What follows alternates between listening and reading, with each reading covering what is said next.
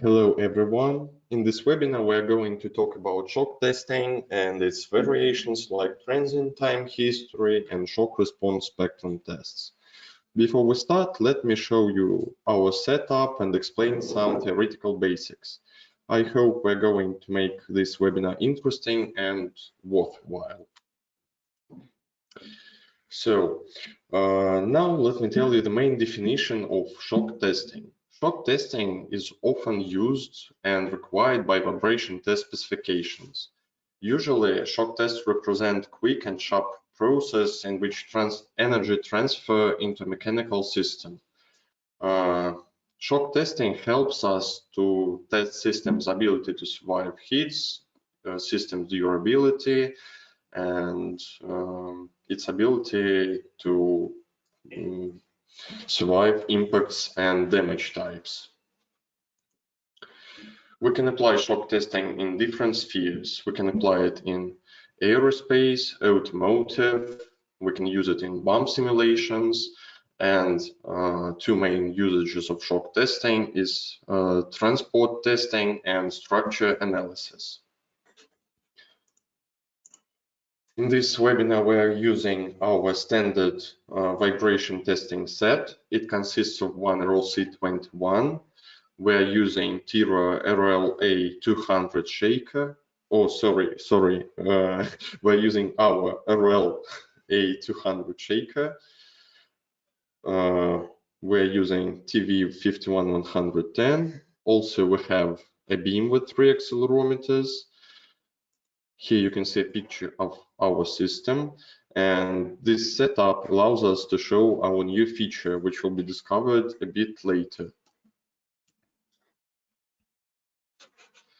Let me check the video.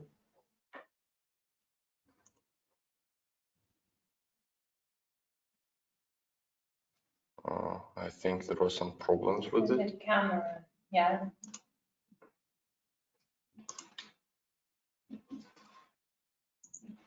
I think we have some issues with it.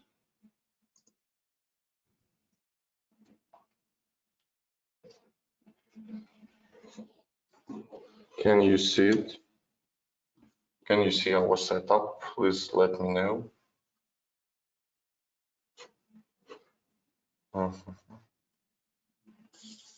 Yeah. Yeah, now we can continue. First of all, we will start with a regular shock test. Let's go to this probe cell. And first of all, let's create our channels configuration. Let's go to Channels tab and add a new configuration. Let us call it shock.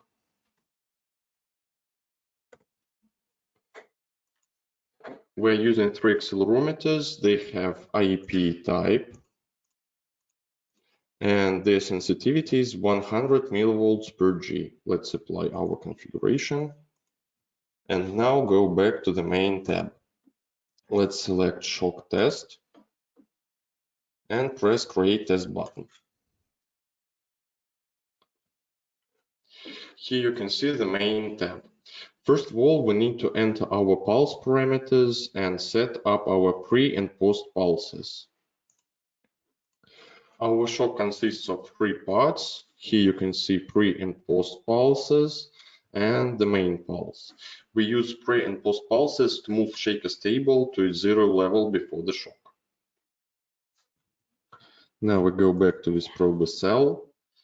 In this webinar, we will use a regular half sine shock. Let's set its pulse duration to 11 milliseconds.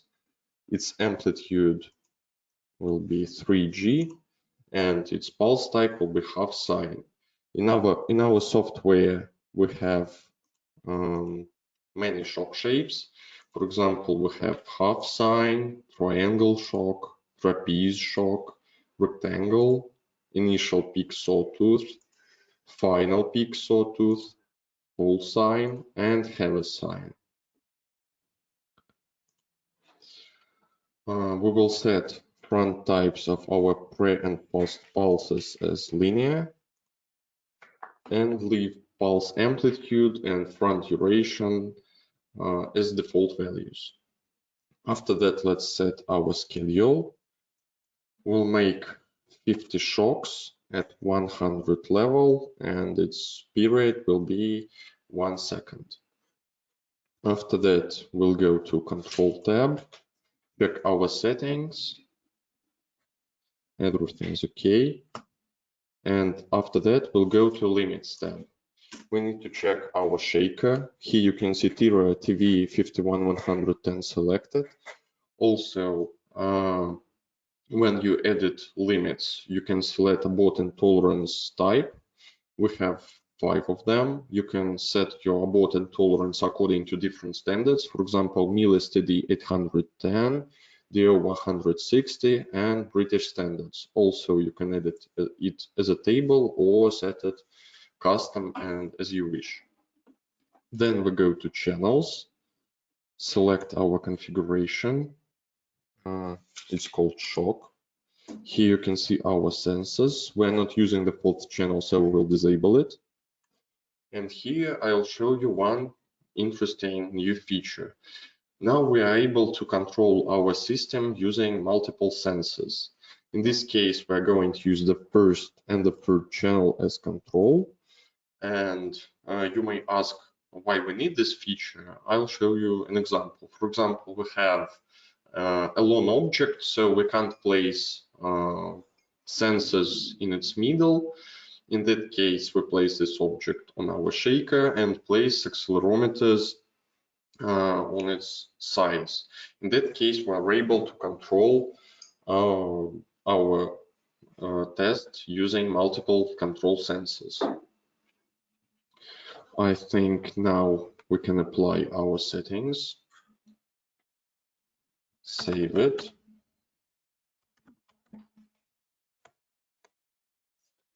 I actually already have a question. Is it okay if I ask it now?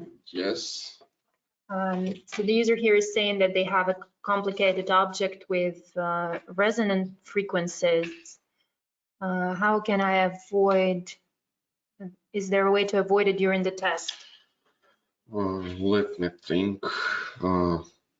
I think yes, we can avoid resonance frequencies using filtering.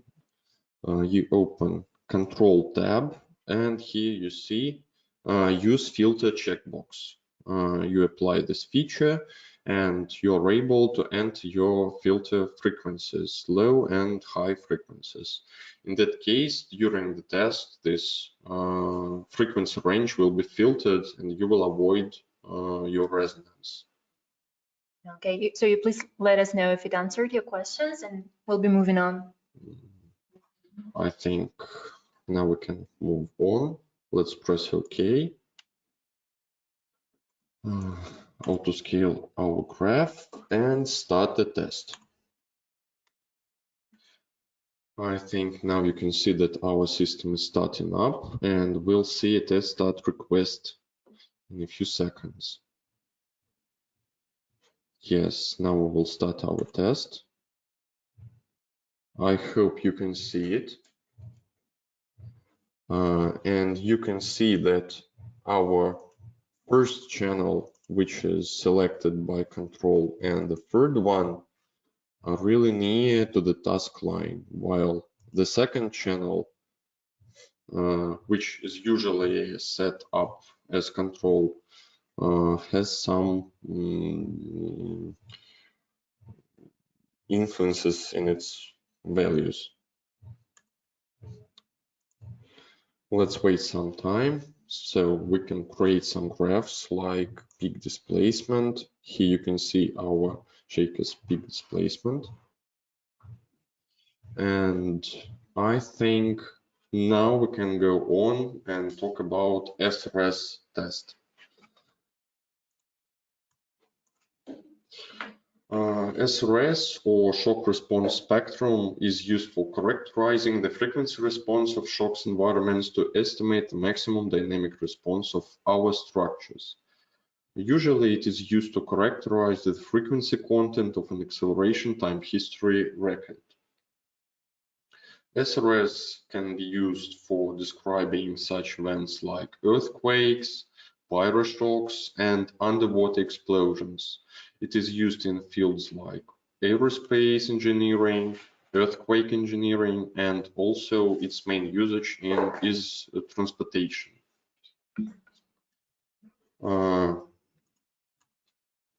The main SRS principle is based on representation of time domain data in the frequency domain. That means that SRS models waveforms response channels using a set of theoretical single degree of freedom mass damper sprint oscillators. Here you can see it on your screen. We have in our pitch, we have 5 masses with springs, and they will oscillate at different frequencies. The horizontal axis of our plot represents the natural frequency of each single degree of freedom. The theoretical response of each single degree of freedom is plotted on the vertical axis. Here you can see these points. It's important to note that the SRS is not the actual response of the device under the test, but it's only a theoretical representation of response.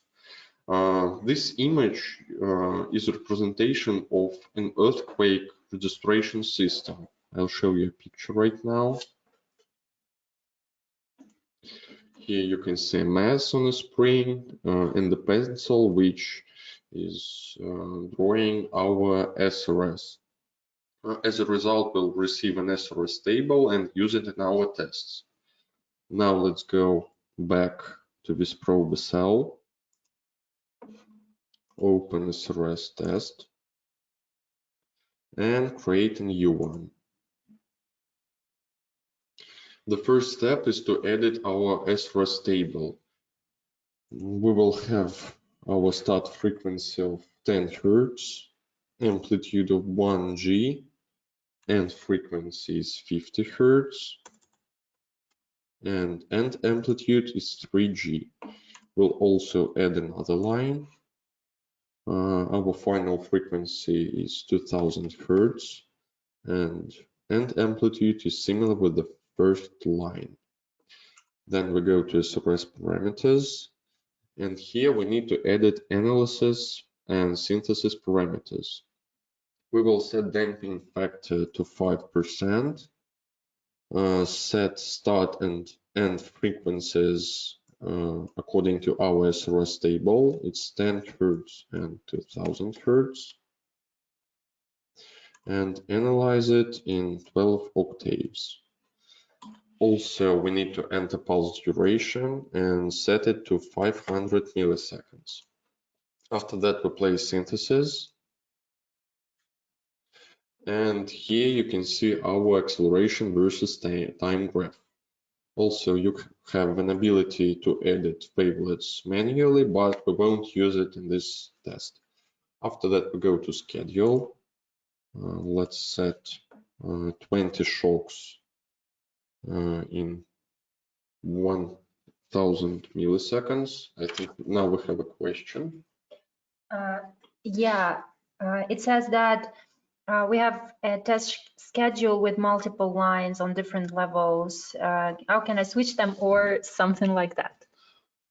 I'll show you an example now. Let's set our level to 25%, add another line with 25 shocks at 70% level. And here we'll also set 25 shocks. Now let's go back to editing our profile. Let's check our control settings. Go to limits. Our shaker is selected. Then we go to channels, select our shock configuration, disable the 4th channel, and we will also set our first and the third channel as control. And to show also one new feature, we'll need to create recording. We go to analysis. Let's set our test file name.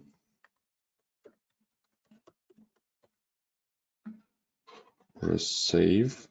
also will start recording automatically on test start, and we'll need only first channel. Now apply settings, call it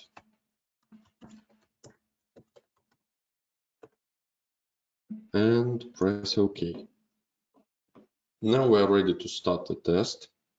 Let's press start.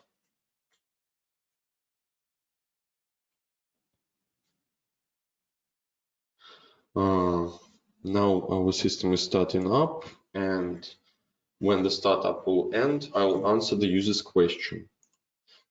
To move from one level to another, you need to open panels, schedule control, and here you see two buttons. Now I'll press the second one and we will go to the next schedule line, like this.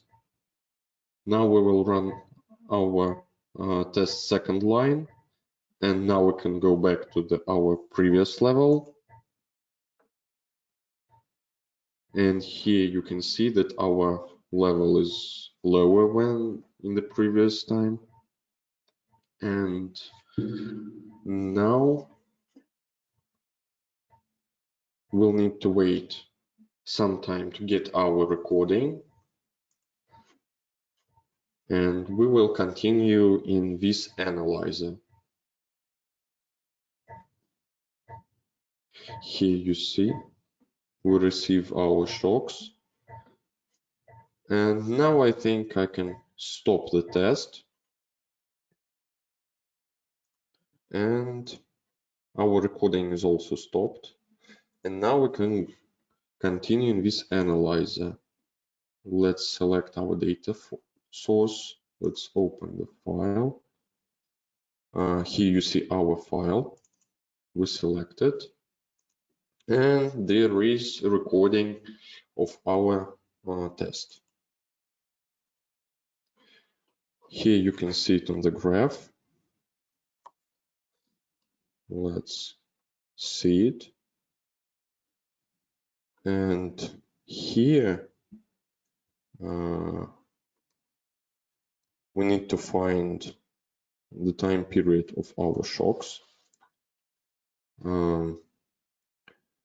For example, we will use from 30 seconds to 40 seconds and open shock response spectrum function.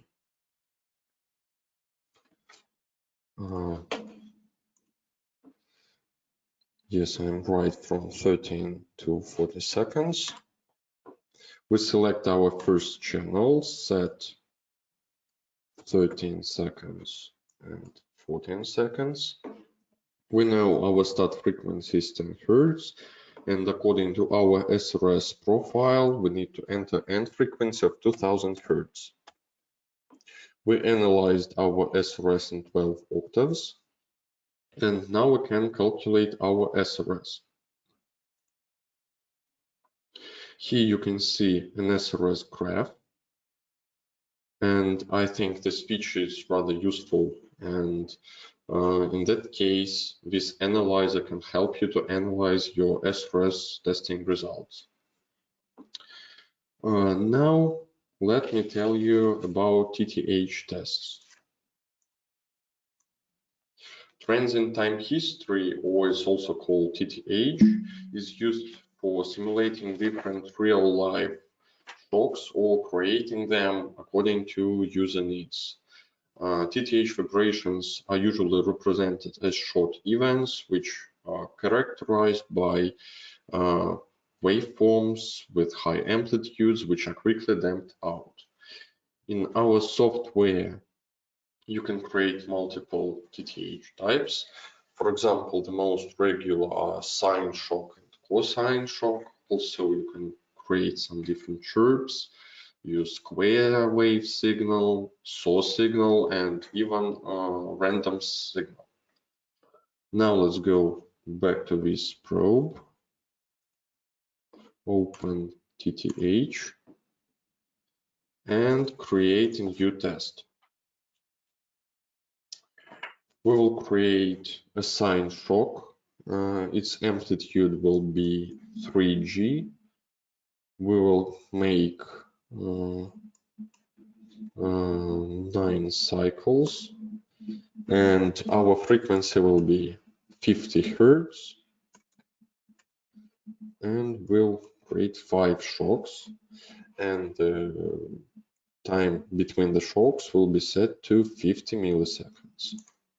You can also edit SRS and SRS parameters in this test, but we won't use it in this webinar.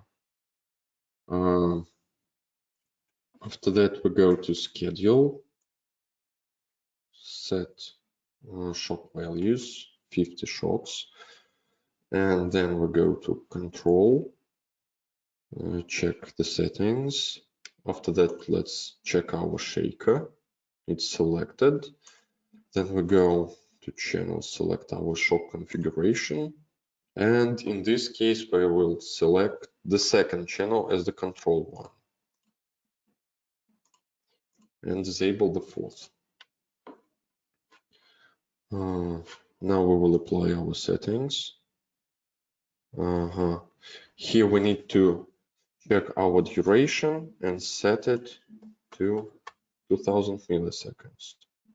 Let's set it, let's call it like this, save the test, and in this TTH test we'll receive 5 different shocks with which consists of sine waves. Let's press OK and start the test. Sometimes in TTH we have problems in startup. For example, it may take a long time for the system to start up. And I'll show you one feature for this, but before we need to check that the test is running. You can see it starting up. Let's check the second channel, and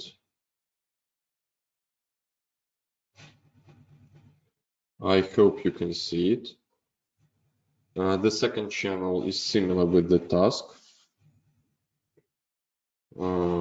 And I think you noticed that the startup was rather long. Now we will stop this test, go back to test settings, and open control.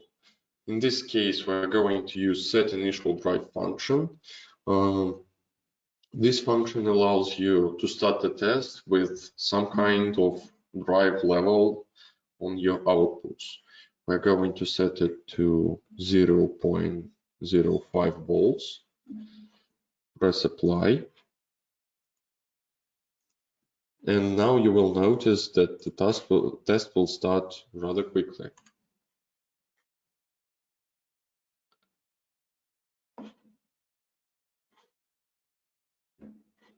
And the system is measuring the input noise. And now we start up to control voltage.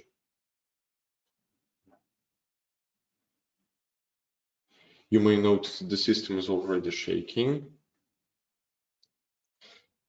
And it was rather quick in comparison with our previous result.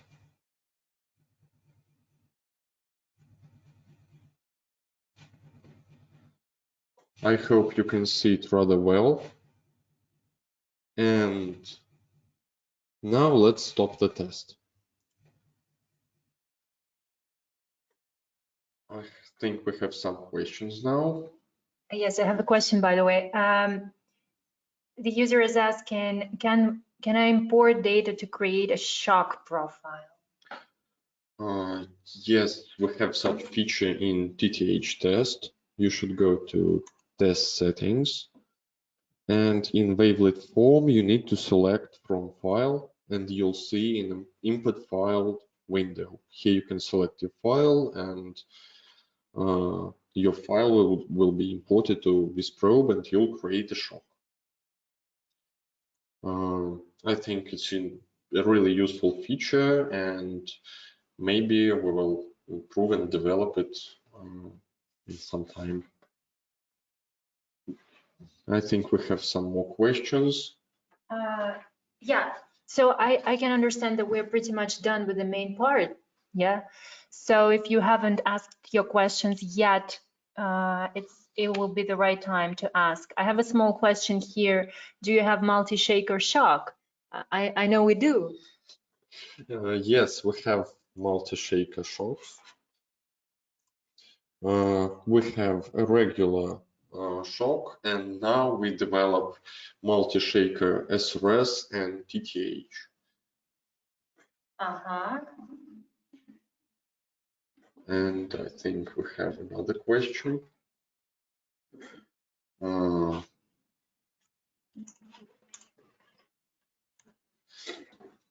Yeah, so I don't see any more questions. We will leave some minutes for people to ask their questions. I just want to focus on the new features that will be in the new release. This was the control by multiple sensors, more than one sensor in shock tests, in classical shock, in TTH, and in SRS. It will be available.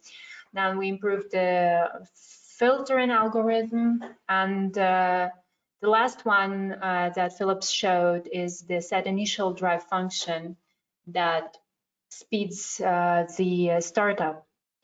And yeah, while we still waiting for your questions, to summarize, we'd like to say that we have expanded and improved the shock test functionality in the new release, which is due at the end of autumn. That we are developing the multi-shaker SRS solution, which is quite a rare function these days, but it's almost ready. So in our oncoming webinar, which will be next, we'll hopefully talk about multi-shaker tests of all kinds that we have. And that we also have a fully functional TTH module for more complex shocks, which cannot be described within shock or SRS tests. Yeah, and I have one more question here. The user is saying that they have a shock shaker and they want to get the shock parameters. I guess that's a mechanical shaker, I'm guessing. Let's think. I think in this probe we have a feature called Transient Capture. In that case, your controller will be used as a capturing system, and you need to start your shock test with the shaker, and RLC21 or RLC25 will capture the data from this shock, and you can trigger, filter, and analyze your results. I think that will help you.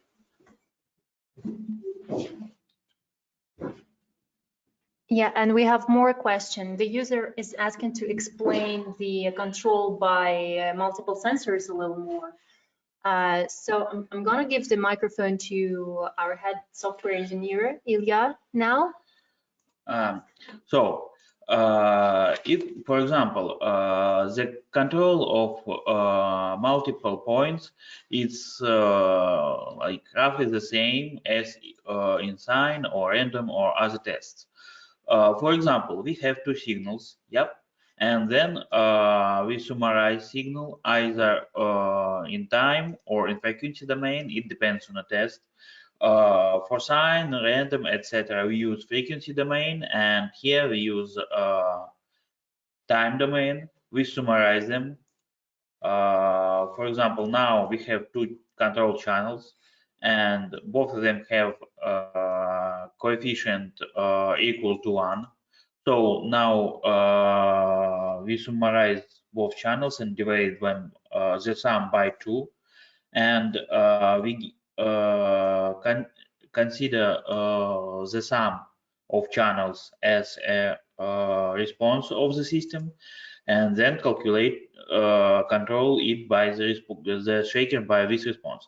For example, you can see on these waveforms that one channel, the third channel goes up, the first channel goes down, but the sum of the channels is about the task. When is it necessary again? The control by multiple sensors. Yep. Maybe the next question. Could you please write if the explanation was clear? Yeah, so if it answered your question, please write. If you would like more details, also let us know. And there is another question about the sample frequency and sample size of in data record. Yeah. The sample the sample frequency in the data recording is the same as in the test.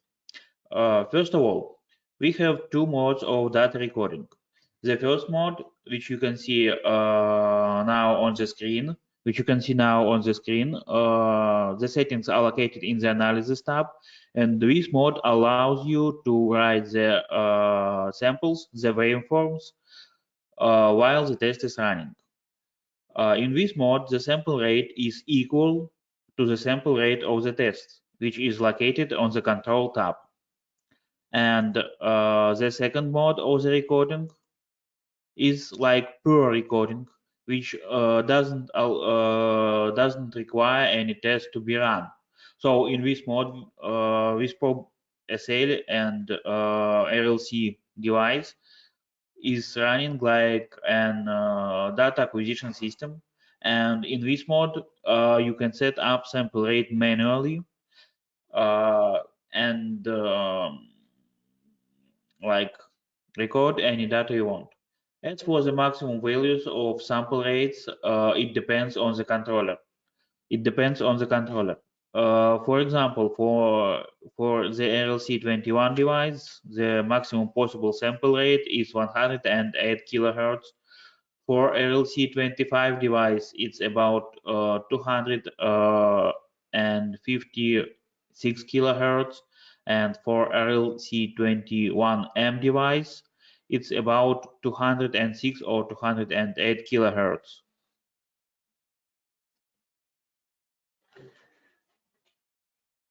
Yeah, here the question is about a problem with 50 hertz noise, which can make running shock tests difficult. And the question is there a way to omit this problem? Yep. About 50 hertz problem. First of all, unfortunately, I have no photo here. First of all, we have a ground screw on the backside of our controller. Yep. Philip, could you please turn off the controller and turn the controller backside to the camera?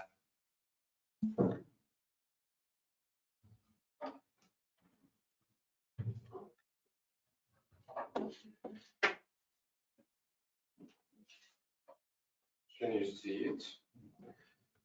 Yep. So here is the ground screw for which you can connect a wire, which the second end of the wire can be connected, for example, to the shaker housing. And in most cases, this action eliminates the problem. If the problem doesn't eliminate it, then it might be possible to check if the ground wire is okay in all the sockets. And for example, also it may be good to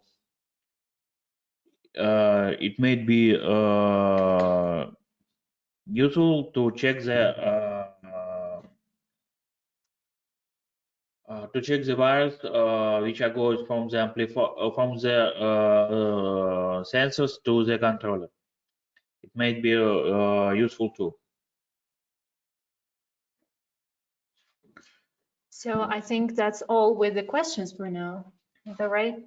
Yeah, if you have any more questions, we still have some time, but we will be finishing today's webinar. I hope you found it interesting. We will also send you the information in the form of a document, and if you'd like to check the pre-release, please answer this email and we will send you the pre-release of the new software version with these features that we mentioned and also some others.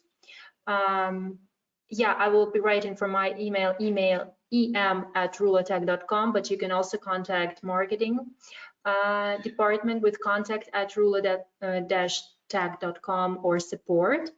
Please follow our announcements for the new webinar. I think we will run one more webinar before Christmas this year.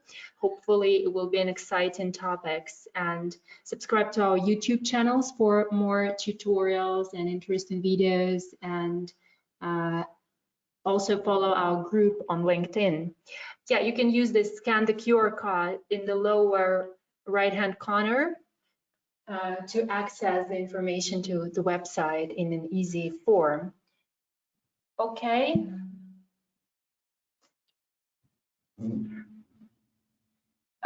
Yeah, we will absolutely email the answers to the questions. So thank you for leaving the emails, those of you who still have questions. We will resolve the support issues. I think we'll contact you today. Yeah, thank you very much for your attention, for your active participation, and have a nice day. Stay tuned.